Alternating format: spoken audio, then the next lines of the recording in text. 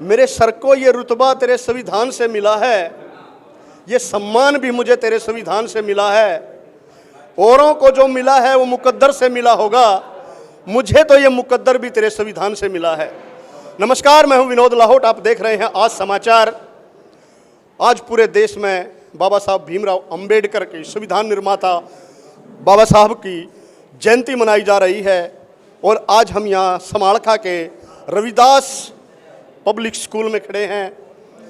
यहाँ भी बाबा साहब को श्रद्धा से याद किया गया है। अभी कुछ देर पहले यहाँ समालखा के विधायक भी पहुँचे थे, उन्होंने भी बाबा साहब को अपनी श्रद्धांजलि दी है और उसके साथ ही उन्होंने अपने संदेश में जो संविधान के साथ छेड़छाड़ करने वाले को एक आगाह भी किया है कि संविधान का सम्मान करे, क्योंकि संविधान एक पवित्र ग्रंथ है।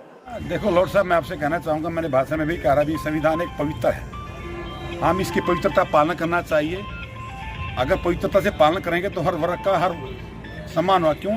बाबा भीमराव अंबेडकर के जो कलम से लिखा हुआ उसके हम चैन की सांस ले रहे हैं। बाबा भीमराव अंबेडकर ने सम्मान सबको बराबर सम्मान दिया है, सबको समान हक दिया गया है।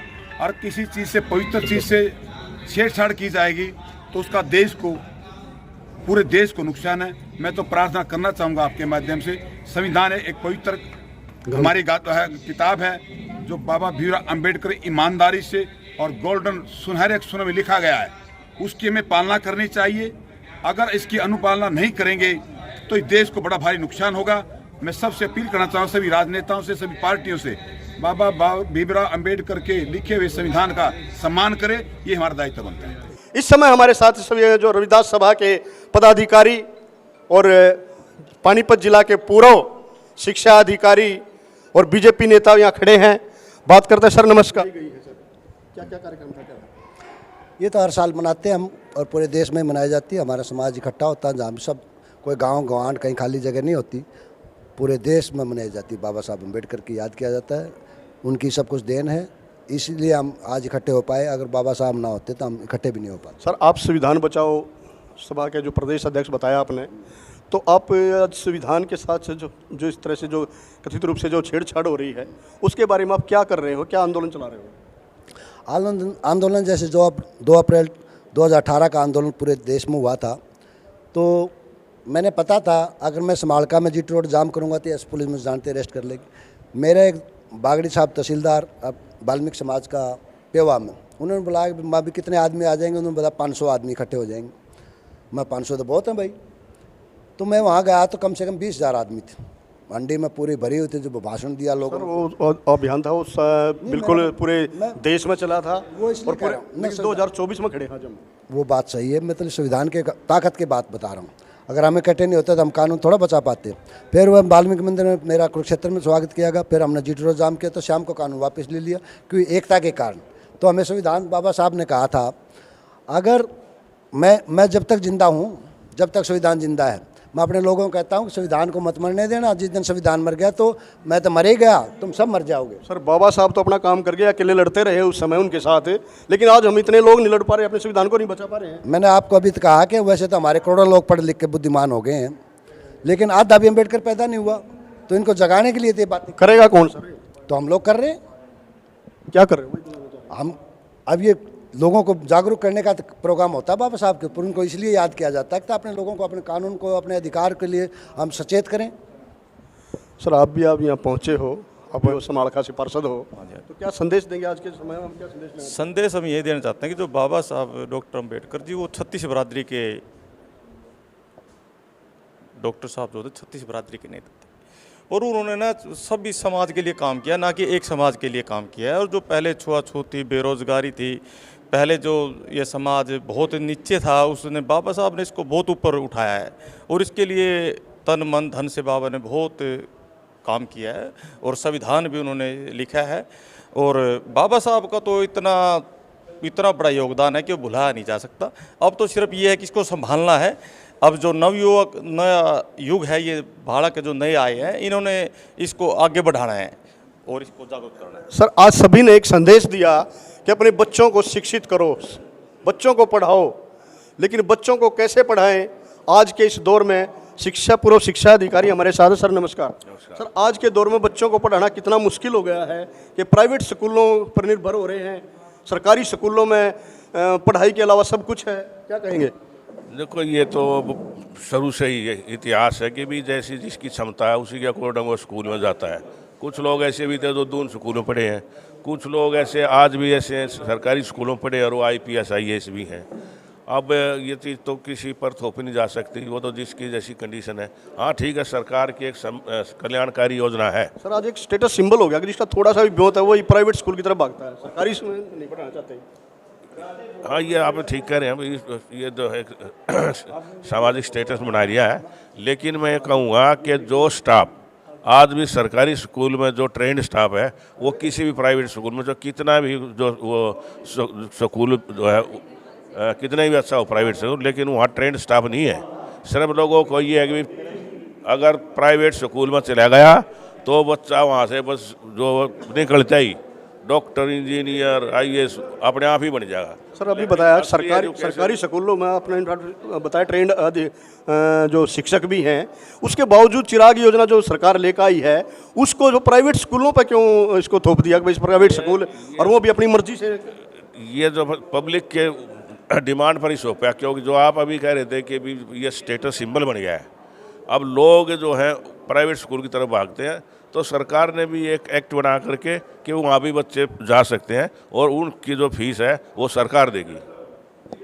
चलिए सर, दलित अधिकार मंच की तौर से आप खड़े हैं और आप एक न्यायपालिका से भी जुड़े हुए हैं, वकील हो, तो न्यायपालिका से भी छेड़छाड़ कर रहे हैं होने जा रहे, न्यायपालिका भी आज इतनी स्वतंत्र नहीं रही, क्या कहेंगे?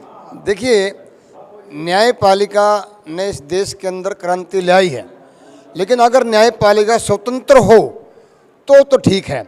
अभी देखिए पिछले दौरान जो बाबरी मस्जिद का जो मामला था, हमारे जज साहब ने क्या कहा कि भी जो बाबरी मस्जिद को ढाया गया बहुत ही गलत है, ये क्राइम है एक किस्म का, लेकिन ये ज़मीन हिंदुओं को दी जाती है। क्या मतलब है? मतलब उसको क्राइम बोल रहा है और उसके बाद अभी ये ज़मीन हिंदुओं दी जाती है।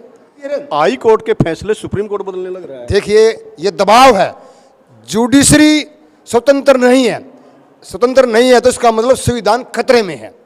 कुल मिला के न्यायिक प्रणाली अपना स्वतंत्र होनी चाहिए, उस पर दबाव नहीं होना चाहिए, वो बिना दबाव के काम करे।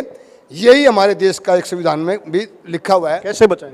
देखिए न्यायपालिका में ऐसी जो भर्ती हो रही है, जो जिस टाइम संविधान बना उस समय उस संविधान को रोंद रहे थे वो लोग आज जुडिशरी में पहुंच गए हैं, तो हो गई। लेकिन आने वाले समय में जनता खड़ी है, विपक्ष नहीं है, जनता ही विपक्ष है।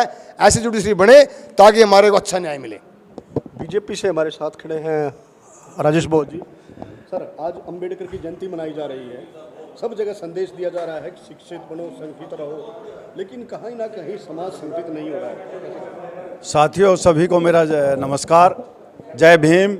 आज भारत रत्न बाबा साहब डॉक्टर भीमराव अम्बेडकर जी की 133वां जन्म दिवस मनाया जा रहा है।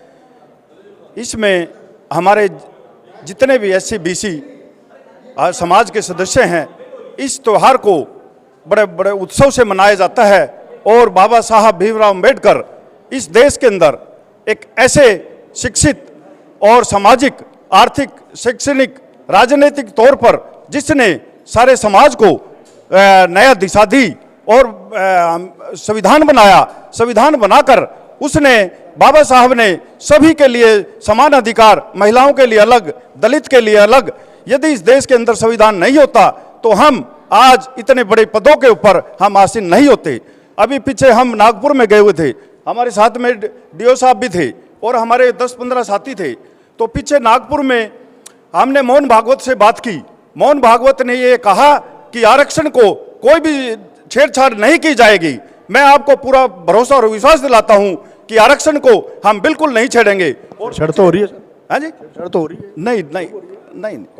अभी पीछे प्रधानमंत्री ने अभी सर बगैर के चुने हुए मुख्यमंत्री को उठा करके जेल में ठोक देते, कहाँ संविधान की पालना हो रही है बगैर किसी उसके? वो अलग मैटर है। नहीं, सुप्रीम कोर्ट में ED ने ये मानना है कि उनके पास संजय सिंह के खिलाफ कोई, आपका जो नेता है, सांसद है, उनके खिलाफ कोई सबूत नहीं है। ये सुप्रीम कोर्ट में ED ने माना, फिर उनको क्या? वो नेताजी वो अलग मैटर है, लेकिन संविधान के साथ में अभी तक कोई छेड़छाड़ नहीं हुई है। नरेंद्र मोदी जी ने भी कहा है कि यदि संविधान के अंदर कोई भी छेड़छाड़ हम नहीं करेंगे, हम आपको पूरा भरोसा और विश्वास दिलाते हैं।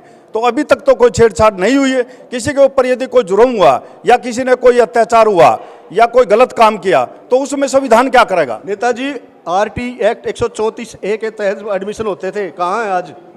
कहाँ पे छेड़छाड़ नहीं हो रहा? वो हमारे जैसे आपने हमारे को परसों दिलाया, हमने अपने जरावता जी जो एमएलए आए थे उनके नॉलेज में हम लेके आए हैं और उन्होंने हमारे को विश्वास दिलाया है कि मैं ये मुख्यमंत्री से ये मैं बात करूंगा। डीओ साहब ने भी उनको पूरा बताया है, आपने भी उनको समझाया है, उन्होंने ये विश्वास दिया है कि आप हफ्ता 10 दिन रुक जाओ, मैं इसके ऊपर कार्रवाई करूंगा। चलिए, तो आप क्या कहेंगे सर? आप भी समाज में घूमते रहते हैं, क्या समाज आज संगठित है? नहीं, तो क्यों नहीं हो रहा? हमारे देश का जो बेड़ा गर्क कर रहे हैं ना, हमारा जो कर्मचारी है ना, पढ़ा लिखा वर्ग जो है ना, वही समाज को पीछे धकेल रहे हैं। और जो लोग कहते हैं संविधान के साथ छेड़खानी नहीं हो रही, संविधान की तो धज्जियाँ उड़ाई जा रही हैं। कहाँ है संविधान? अब इन्होंने पीछे जंतर मंतर पर संविधान जलाया गया, संविधान जलाया गया 2 अप्रैल 18 में, जब ये संविधान को बदलने की बात कर रहे थे, हमारे लोग सड़कों पर आ गए थे। अब इन्होंने संविधान को तो छेड़ा नहीं, नौकरियों में आरक्षण इन्हें ख़त्म कर दिया। हमारे जो वाल्मीकि भाई थे, जो सफाई कर्मचारी लगते थे, इन्होंने वो ठेकेदारी प्रथा कर दी। इनका मकसद जो है भाई संविधान को छेड़ो ना, इसको दूसरी तरफ ले जाओ, और हमारा पढ़ा लिखा कर्मचारी उसकी तरफ बोल नहीं रहा है, ना करो ये तो ठेकेदारी प्रथा शुरू कर दी। ये समाज को दिशा निर्देश नहीं दे रहे सही। ये बाबा साहब का खा के अपने आप तक ही सीमित रह गए, अपने बच्चों तक सीमित रह गए, अपने परिवार तक सीमित रह गए।